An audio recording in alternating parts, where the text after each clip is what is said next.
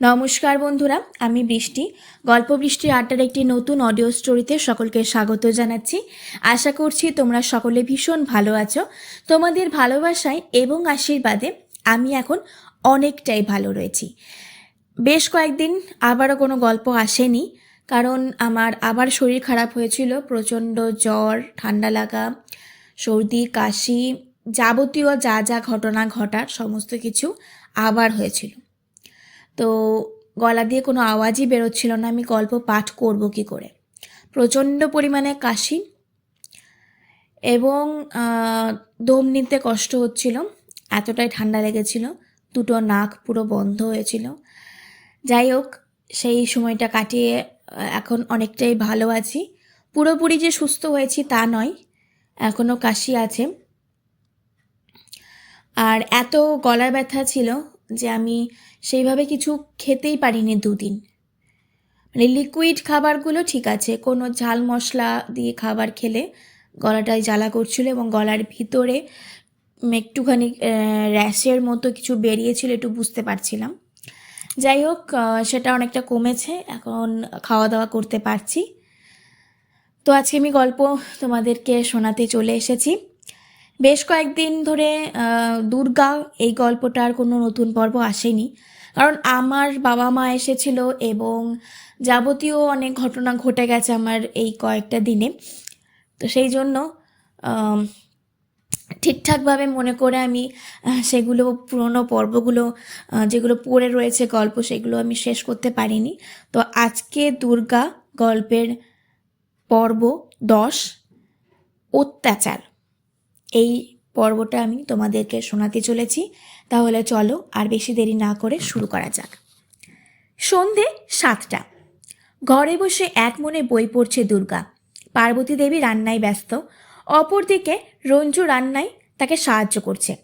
এই সময় হঠাৎ দুর্গার ফোন বেজে উঠল। ফোনের স্ক্রিনে চোখ যেতেই একটু অবাক হলো সে।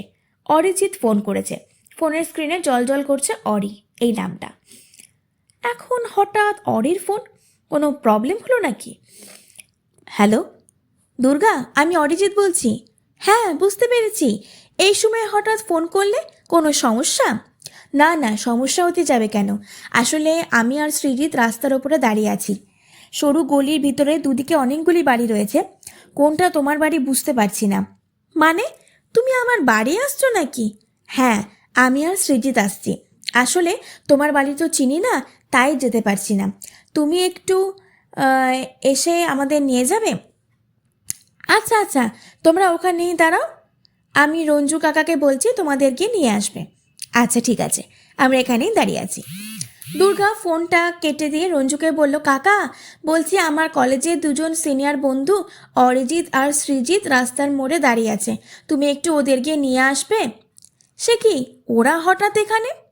সেটা তো আমি জানি না, তবে বলছে বাড়িতে আসবে। আচ্ছা আচ্ছা ঠিক আছে, আমি এক্ষুনি যাচ্ছি। রঞ্জু বেরিয়ে গেল অরিজিৎ আর সৃজিতকে আনতে।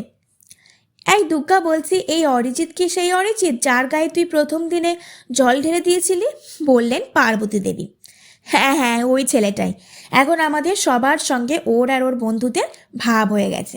বাহ, ভালো করেছিস, সবার সঙ্গে তো মিলেমিশে চলতে হয়। পার্বতী দেবী আবার ব্যস্ত হয়ে পড়লেন রান্নার কাজে। তবে দুর্গার মাথায় একটা কথায় ঘুরে চলেছে, হঠাৎ অরিজিৎ আমার বাড়ি আসছে কেন? অরিজিৎ আর সৃজিত ঘরে ঢুকতেই পার্বতী দেবী স্পষ্টভাবে জানিয়ে দিয়েছেন যে রাতের খাবার না খেয়ে যাওয়া যাবে না। সেই কড়া আদেশ অমান্য করার ক্ষমতা ওদের দুজনের নেই। এসো বসো তোমরা। আরে অত ব্যস্ত হয়েও না তো, এমনিতেই না বসে উপায় নেই, আন্টি বলেই দিয়েছে রাতের খাবার না খেয়ে যাওয়া যাবে না। অরিজিৎ আর সৃজিত খাটের ওপর আরাম করে বসলো। ওদের পাশে দুর্গাও বসে পড়ল। তোমাদের আসতে কোনো সমস্যা হয়নি তো? আসলে পরপর এতগুলো বাড়ি, প্রথমে কনফিউজড হয়ে যাচ্ছিলাম কোন বাড়িটা। তারপর রঞ্জু কাকা গিয়ে নিয়ে আসলো, এখন চিনে গেছি, আর কোনো প্রবলেম হবে না। তো হঠাৎ আসার কারণ কি শুনি? তোমায় একটা জিনিস দিতে এসছি দুর্গা। আমায় একটা জিনিস দিতে এসছো? কী জিনিস গো? মানে হলো অরি তোমার জন্য না একটা জিনিস কিনেছে, সৃজিত বলল। অরিজিৎ নিজের হাতে থাকা প্যাকেটটা দুর্গার দিকে এগিয়ে দিল। এটা কি? তুমি নিজেই খুলে দেখো। আশা করি তোমার ভালো লাগবে। দুর্গা প্যাকেটটা খুলতে একটা বাক্স বেরিয়ে এলো। বাক্সটা খুলে দুর্গার চোখগুলো বড় বড় হয়ে গেল। ভেতরে রয়েছে সেই সিলভার কালারের নেকলেস সেটটা, সঙ্গে সুন্দর দুটো কানের দুল ও হাতের দুটো চুড়ির সেট, সবটাই একসঙ্গে। দুর্গা একদৃষ্টে তাকিয়ে রইল সেটার দিকে। এগুলো কার? তোমায় যখন দিয়েছি তখন এটা তোমারই। হঠাৎ আমার জন্য কেন? এটার তো অনেক দাম মনে হয়। দামের কথা তুমি বলো না প্লিজ। এটা আমি তোমায় দিয়েছি মন থেকে, দাম দেওয়ার জন্য নয়। কিন্তু আসলে আমি তানিশার জন্য এরকমই একটা নেকলেস সেট পিঙ্ক কালারের কিনেছি। এটাও পছন্দ হলো, তাই তোমার জন্য নিয়ে এলাম। তোমার কি পছন্দ হয়নি? হ্যাঁ, অবশ্যই পছন্দ হয়েছে, খুব সুন্দর এটা। তাহলে প্লিজ তুমি এটা নাও, আমায় ফিরিয়ে দিও না।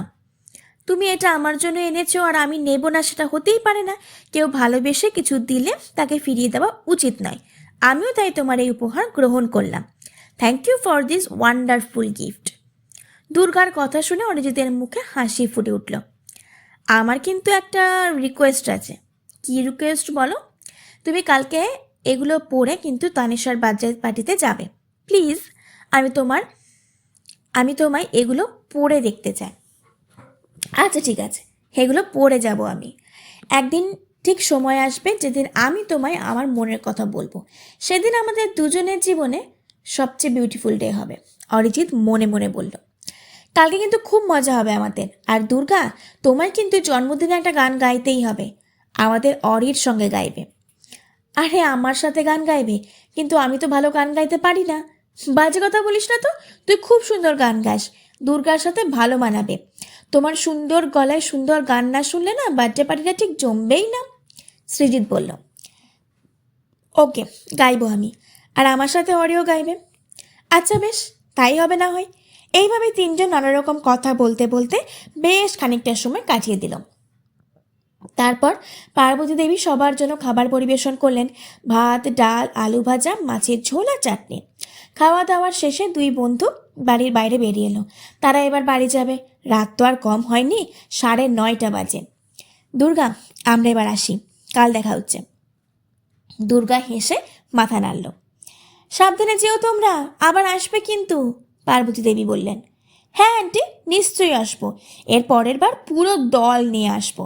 বাড়ির ঠিক পাশে যেখানে দুর্গার জেঠুর বাড়ি, সেখানে দীপাদেবী দাঁড়িয়ে চোখে মুখে জল দিচ্ছিলেন। ঠিক সেই সময় তার চোখে পড়ল অরিজিৎ আর সৃজিতের দিকে। এই, তোমরা কারা? দীপাদেবীকে দেখে দুর্গা আর পার্বতী দেবীর মুখের হাসি গায়েব হয়ে গেল। রঞ্জুর মুখে বিরক্তি ফুটে উঠল। ব্যাস, হয়ে গেছে, এসে গেছেন ঝামেলা পাকানোর 1 নম্বর।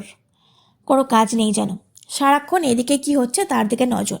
অদ্ভুত মহিলা, একটু শান্তিতে থাকতেও দেয় না আমাদের। রঞ্জু মনে মনে বলল। আপনাকে তো ঠিক চিনলাম না। অরি, উনি হলেন আমাদের জেঠিমা, দীপা সান্যাল। এই পাশের বাড়িটা ওনাদের। ও আচ্ছা, নমস্কার আন্টি, আমি হলাম অরিজিৎ, দুর্গার কলেজের সিনিয়র স্টুডেন্ট। আমরা খুব ভালো বন্ধু। আর আমি সৃজিত। দীপাদেবী এক নজর দুর্গার দিকে তাকিয়ে বললেন, তোমরা এখানে এসেছো কেন? এমনি, দুর্গার সাথে দেখা করতে এসেছিলাম। দীপাদেবী দুর্গার দিকে এগিয়ে গিয়ে বললেন, এসব কি রে দুর্গা? তুই কলেজে কি এসব ছেলেদের সাথে মেলামেশা করিস? ছি ছি ছি ছি ছি ছি ছি ছি, লজ্জা শরমের বালাই নেই দেখছি তোর। অবিবাহিতা মেয়ে হয়ে এসব ছেলেদের সাথে ঘুরে বেড়াস? কী সব বলছো জেঠি? ওরা আমার বন্ধু হয়, প্লিজ ওদের সামনে এসব বলো না। কেন রে, বললে বুঝি তোর গায়ে ফসকা পড়ে? আমার মেয়ে হলে না চাপকে পিঠের ছাল চামড়া তুলে দিতাম। আহ দিদি, তুমি একটু থামো তো। ওদের সামনে এসব কী বলছো? ওরা দুর্গার চেয়ে বয়সে একটু বড়, কিন্তু আমাদের ছেলের মতো তো। তোমার কি একটুও মুখে আটকায় না এসব বলতে? আমায় তুই এসব কি বলবি রে ছোট? তোর তো এখন ঘরের মানুষ শত্রুতে পরিণত হয়েছে কি না? আর বাইরের লোকের প্রতি বেশি দরদ, যত সব ঢং। দেবাদেবী অরিজিৎ আর সৃজিতের দিকে এগিয়ে গিয়ে বললেন, এই শোনো, এরা ভদ্রলোকের পাড়া, বুঝলে তো? এখানে এসব অসভ্যতা চলে না। আমরা কোনো অসভ্যতা করিনি আন্টি। বন্ধুর বাড়িতে আসাটা যদি আপনার অসভ্যতা মনে হয় তো সেটা আপনার প্রবলেম।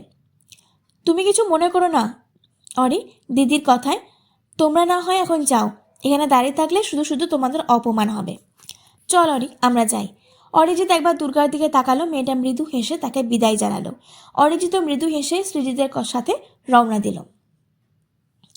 দীপা দেবী দুর্গার দিকে এগিয়ে গিয়ে বললেন, ছি ছি ছি ছি ছি ছি ছি ছি ছি। ছেলেদের সাথে এভাবে মেলামেশা করিস তুই?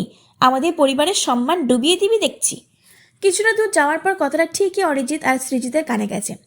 দুর্গাকে এমন মিথ্যে অপবাদ দেওয়ার অরিজিতের প্রচণ্ড রাগ হলো। সে পিছনে ঘুরে তাকালো। হঠাৎ দেবাদেবী ঠাস করে একটা চর দুর্গার গালে মারলেন। ঘটনার আকস্মিকতায় সবাই চমকে গেছে। ঘর থেকে বেরিয়ে এসেছে উর্মি আর সৌহার্দ্যবাবু। অপরদিকে অরিজিৎ আর সৃজিত অবাক দৃষ্টিতে তাকিয়ে আছে। দীপাদেবী দুর্গার চুলের মুঠি ধরে টেনে আবার তাকে একটা চড় মারলেন। অসভ্য মেয়ে, ছেলেদের সাথে ঘুরে বেড়ায়, কি মনে করিস তুই নিজেকে? পার্বতী দেবী ছুটে এসে দীপাদেবীর হাত থেকে দুর্গাকে ছাড়ানোর চেষ্টা করতে লাগলেন। কি করছো কি দিদি? আমার দুর্গাকে ছাড়ো, ওকে মারছো কেন এভাবে?